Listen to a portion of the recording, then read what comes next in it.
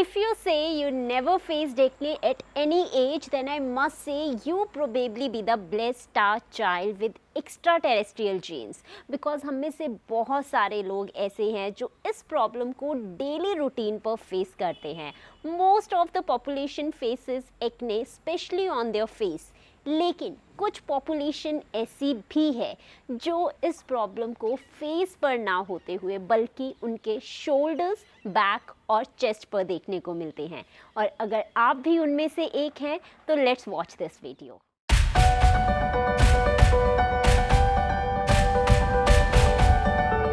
तो बाहर बारिश होने लग चुकी थी तो इसीलिए अब मैं अंदर आ चुकी हूँ. Firstly I gave my intro. Hello, नमस्ते, सत श्री अकाल, आदाब. कैसे हैं आप सब? I hope all of you are good. I am your dietitian doctor Happy and welcome back again. Back acne is the second most common acne जो हमें face के बाद देखने को मिलते हैं. बैक, शोल्डर और चेस्ट की स्किन हमारी काफ़ी ज़्यादा थिक होती है as compare to your face.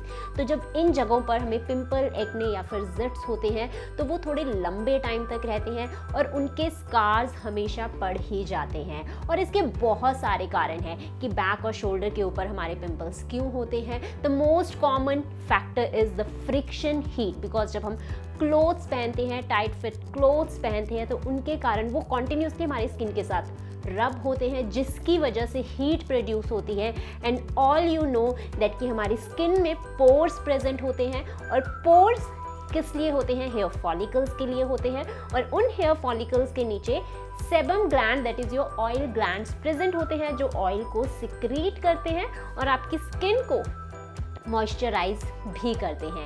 लेकिन जब वो पोर्स आपके क्लॉग हो जाते हैं because of the lot of heat production और वहीं पर आपकी बॉडी में ऑयल भी सिक्रेट हो रहा है और उन पोर्स को प्रॉपर वेंटिलेशन नहीं मिलती तो वो कंप्लीटली क्लॉग हो जाते हैं जिसकी वजह से लेटर ऑन जाकर उनमें बैक्टीरियल इन्फेक्शंस हमें देखने को मिलती हैं और उसके बाद वो एक पिंपल, एक्ने और जिट्स का एक रूप ले लेती है. इसी कारण आपको अपने बैक, शोल्डर या फिर चेस्ट पे बहुत ही माइनर से छोटे छोटे रेड पिंपल या फिर वाइट पिंपल छोटे से या फिर वाइट पस्ट्यूल्स या फिर कभी कभार आपको बहुत ज़्यादा लार्ज बम्प्स भी देखने को मिलते हैं जो पेनफुल भी होते हैं. इनका ट्रीटमेंट क्या है? ट्रीटमेंट पर जाने से पहले आपको सबसे पहले इनके सोर्सेज के बारे में मालूम होना चाहिए कि आपकी बैक, शोल्डर या फिर चेस्ट के ऊपर अगर एक्ने पिंपल हो रहे हैं तो उनका मेन कारण क्या है. बिकॉज उसके बिना आप ट्रीट नहीं कर पाओगे. And other factors also involving in this like your genetic pre decomposition. उसके साथ ही अगर आप कोई मेडिकेशन ले रहे हो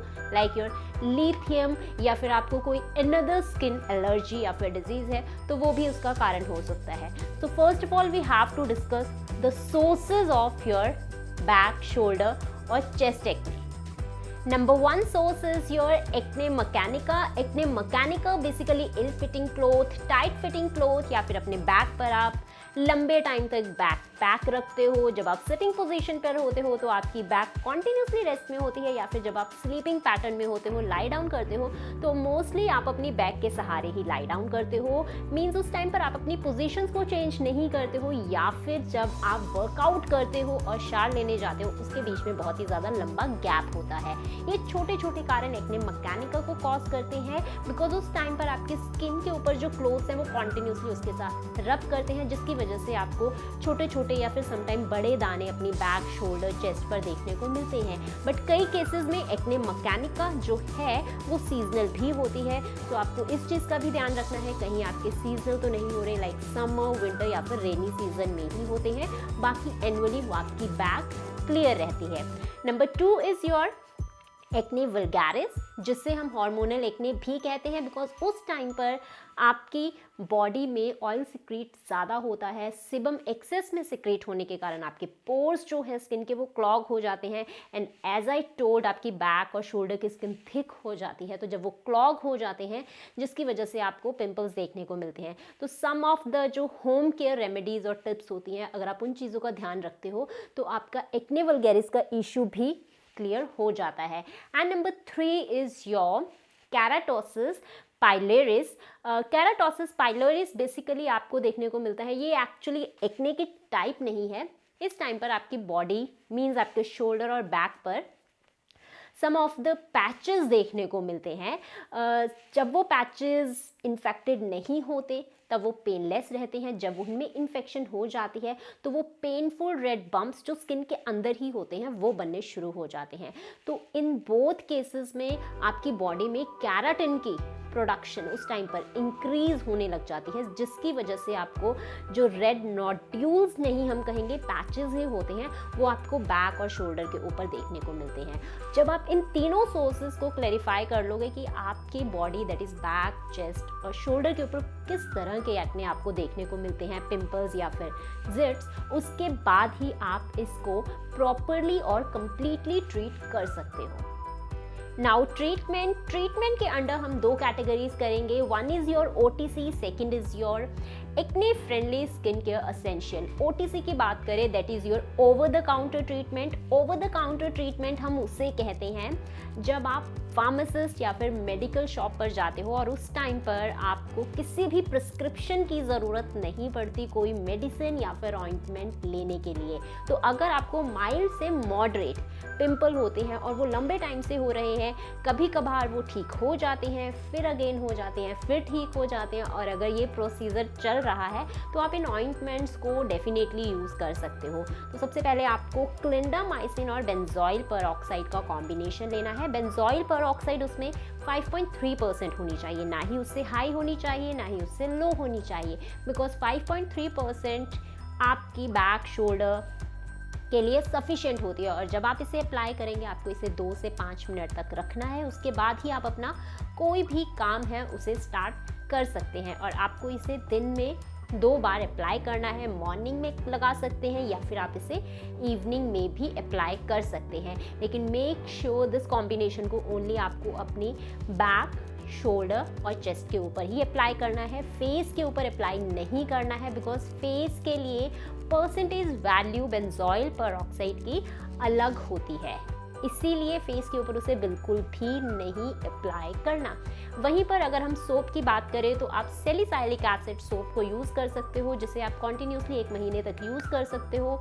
that is basically antibacterial soap जो आपके एक्ने को रिजॉल्व होने में हेल्प करेगी, लेकिन उसे भी आपको बहुत ही जेंटली अप्लाई करना है, बहुत हार्शली उसे रब नहीं करना, because most of the people बहुत ही ज़्यादा सोप अप्लाई कर लेते हैं कि लाइक अगर वो ज़्यादा अप्लाई करेंगे तो उनके पिंपल जल्दी से ठीक हो जाएंगे। ऐसा नहीं है। सो सिंपली उसे जेंटली अपनी बॉडी के ऊपर अप्लाई करना है। लेकिन अगर उसके बाद भी आपके पिंपल्स ठीक नहीं हो रहे हैं then you can go for retinol which is 0.1% gel based cream.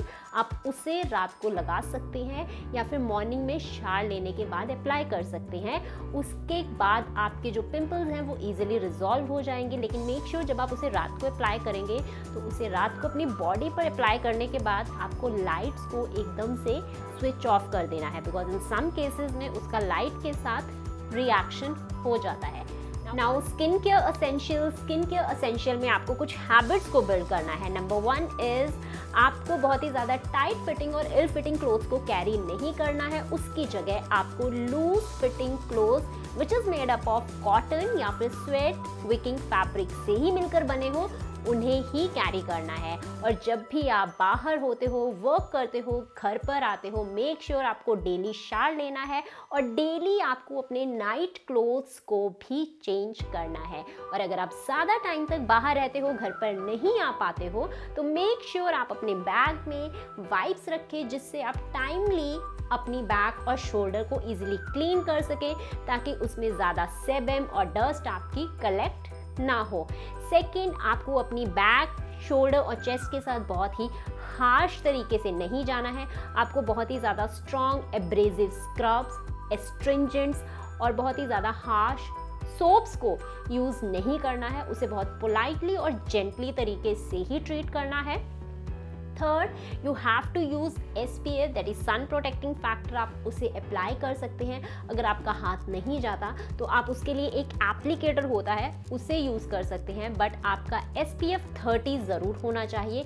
उससे हाई भी जा सकते हैं लेकिन लो नहीं होना चाहिए, बिकॉज वो आपकी स्किन के अंदर पेनिट्रेट नहीं करेगा, बिकॉज आपकी बैक की स्किन थिक होती है। Fourth is that you have to change your pillow cases and bed sheet weekly.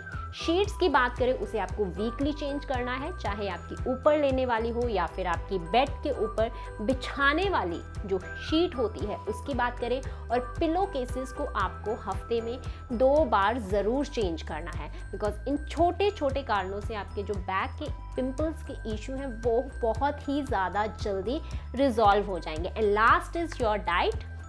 आपको हाई ग्लाइसेमिक फूड के ऊपर नहीं जाना है, उसकी जगह पर आपको लो जीआई फूड आइटम्स को ही कैरी करना है, like your fruits, vegetables, fresh juices, legumes, lentils, wholesome foods, इन्हीं को आपको कैरी करना है। प्रोसेस्ड, पैकेज्ड, जंक, फ्राइड, इन चीज़ों को आपको अवॉइड करना है, because the studies which was done on very large peoples, America की बात करें, ऑस्ट्रेलिया की बात करें, कोरिया की बात करें, जापान की बात करें, इनमें बहुत सारे लोगों के ऊपर स्टडी हुई है विच डिक्लेयर दैट जो लोग लो जीआई फूड्स को कंज्यूम करते हैं उनमें 87% तक एक्ने इश्यूज कम देखा गया है। बिकॉज जब आप high glycemic index that is sugary drinks, processed, packaged चीज़ों को ज़्यादा कंज्यूम करते हो तो वो आपकी बॉडी में इंसुलिन को स्पाइक कर देते हैं, और जब आपकी बॉडी में इंसुलिन स्पाइक हो जाता है वो आपकी बॉडी में इन्फ्लामेशन कॉज करता है। जब आपकी बॉडी में इन्फ्लामेशन कॉज होती है तो वो आपकी बॉडी में ऑयल को ज़्यादा सिक्रेट करता है, सेबम को ज़्यादा सिक्रेट करता है, जिससे अगेन आपके पिंपल्स होने स्टार्ट हो जाते हैं। सो मेक श्योर आपको लो जीआई फूड आइटम्स को ही कंज्यूम करना है। I hope guys this video may be beneficial for you. Thanks for watching. I will meet you in the next video, और तब तक इस वीडियो को लाइक, शेयर और इस चैनल को सब्सक्राइब ज़रूर कर देना। I will meet you in next video. Till then take care, bye bye.